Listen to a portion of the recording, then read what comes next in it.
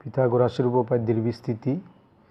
পিথাগোরাসের উপপাদ্যের বিস্তৃতি সম্পর্কে জানার আগে তোমাদেরকে বিন্দুর লম্ব বিক্ষেপ এবং রেখাংশের লম্ব বিক্ষেপ সম্পর্কে ভালো ধারণা রাখতে হবে।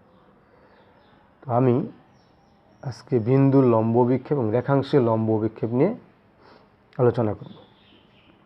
বিন্দুর লম্ব বিক্ষেপ কোনো নির্দিষ্ট সরল রেখার উপর কোনো বিন্দুর লম্ব বিক্ষেপ বলতে সেই বিন্দু থেকে উক্ত নির্দিষ্ট রেখার উপর অঙ্কিত লম্বের পাদবিন্দুকে বোঝায়।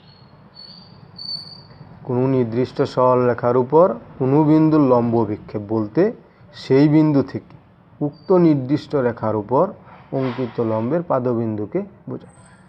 দেখো, মনে করি এ বি একটি নির্দিষ্ট সরল রেখা। আমরা একটা সরল রেখা আঁকি, একটি নির্দিষ্ট সরল রেখা। তাহলে আমরা এ বি একটি নির্দিষ্ট সরল রেখা নিলাম। কোনো বিন্দুর, তাহলে এক্সের সরল রেখার উপর একটি বিন্দু আমরা নেই পি। সরল রেখার উপর কোনো বিন্দুর লম্ব বিক্ষেপ বলতে বোঝায় সেই বিন্দু থেকে, মানে পি বিন্দু থেকে উক্ত নির্দিষ্ট পি বিন্দু থেকে এক্সই রেখার উপর একটি লম্ব আঁকি আমরা পি পি ড্যাশ। তাহলে মনে করি এক্স একটি নির্দিষ্ট সরল রেখা, এক্সের সরল রেখার উপর পি একটি বিন্দু এবং পি বিন্দু থেকে এই এক্সের সরল রেখার উপর উক্ত নির্দিষ্ট রেখার উপর, মানে এই সরল রেখার উপর অঙ্কিত লম্ব পি পি ড্যাশ। এখন পি পি ড্যাশ লম্বের পাদবিন্দু পি ড্যাশ। সুতরাং পি ড্যাশ বিন্দু এক্সই রেখার উপর পি বিন্দুর লম্ব বিক্ষেপ। তো দেখো, তাহলে পি বিন্দু থেকে আমরা একটা লম্ব আঁকছি এক্সের উপর। এই লম্বের যে পাদবিন্দু পি ড্যাশ, এই পি ড্যাশই হলো এক্সই রেখার উপর পি বিন্দুর লম্ব বিক্ষেপ। তাহলে বোঝা গেল একটি বিন্দুর লম্ব বিক্ষেপ একটি বিন্দু। কারণ পি বিন্দুর লম্ব বিক্ষেপ পাইছি আমরা পি ড্যাশ। কাজে বোঝা গেল একটি বিন্দুর লম্ব বিক্ষেপও একটি বিন্দু। পি বিন্দুর লম্ব বিক্ষেপ পি ড্যাশ।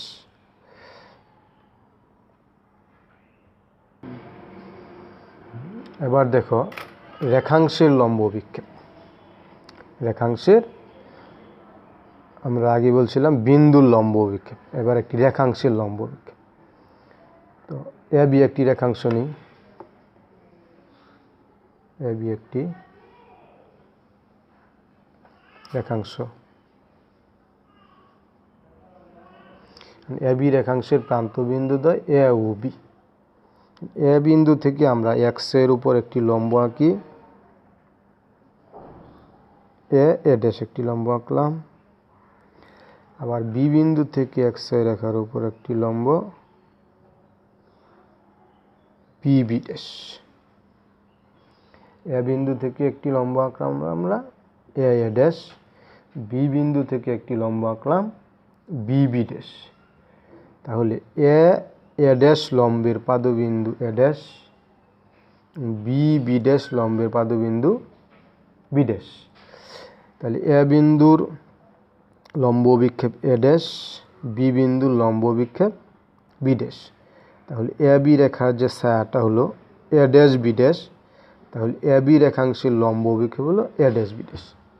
তাহলে এ বি রেখাংশের লম্ব বিক্ষেপ হলো এ ড্যাশ বি ড্যাশ।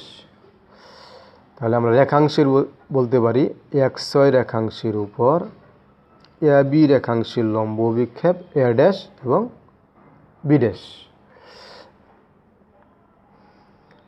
তাহলে কোনো সরল রেখার উপর, এই যে এক্স একটি সরল রেখা, এই সরল রেখার উপর লম্ব যে কোনো একটি সরল রেখার লম্ব বিক্ষেপও একটি বিন্দু। যেমন আমরা ধরি এ বি একটি এক্স একটি সরল রেখা, এক্সের সরল রেখার উপর লম্ব আরেকটি সরল রেখা নিলাম। এক্সই সরল রেখার উপর লম্ব একটি সরল রেখা নিলাম। এই সরল রেখার যে ছায়াটা, এই সরল রেখার ছায়াটা এই বিন্দুটি হবে। ধরো বিন্দুটি পি পি ড্যাশে নিলাম। তাহলে কোনো সরল রেখার উপর লম্ব একটি সরল রেখার লম্ব বিক্ষেপও একটি বিন্দু। আমরা আগে বলেছি পি বিন্দু লম্ব বিক্ষেপ পি ড্যাশ, কারণ পি বিন্দুর ছায়াটা যদি তুমি এখানে একটি লাইট ধরো তাহলে ঠিক এখানে এসে পড়বে। কাজে পি বিন্দু লম্ব বিক্ষেপ পি ড্যাশ, আবার পি পি ড্যাশ একটি সরল রেখা, তার ছায়াটাও ঠিক পি বিন্দুতেই পড়বে, পি ড্যাশ বিন্দুতেই পড়বে।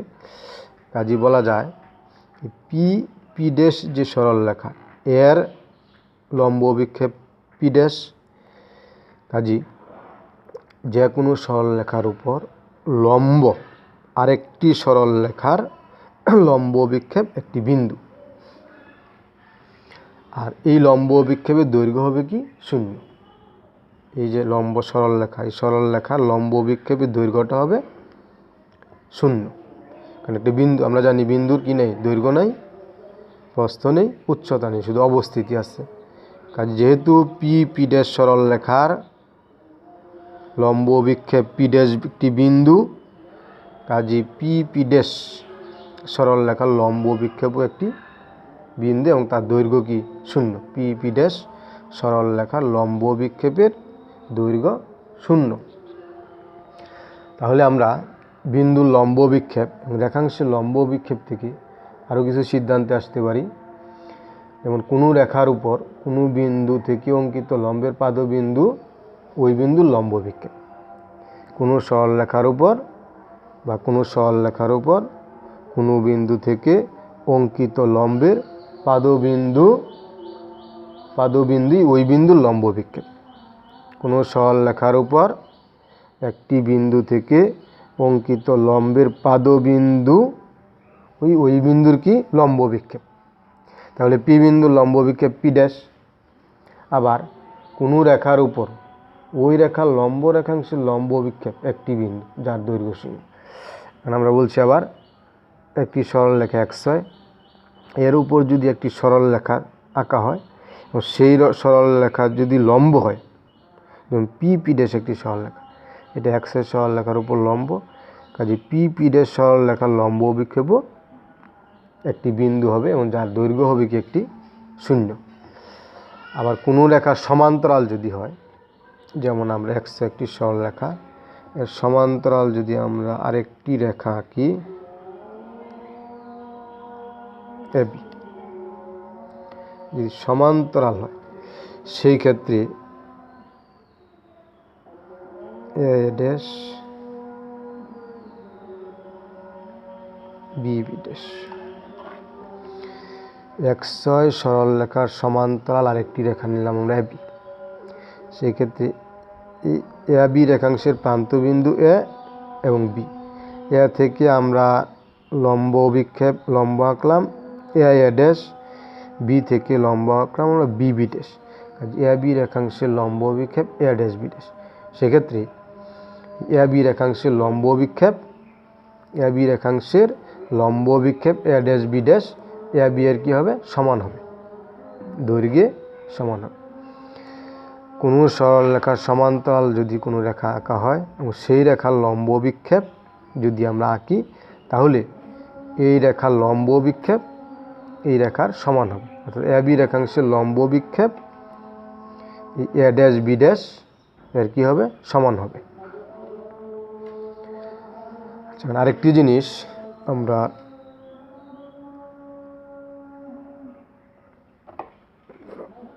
একটি বিন্দু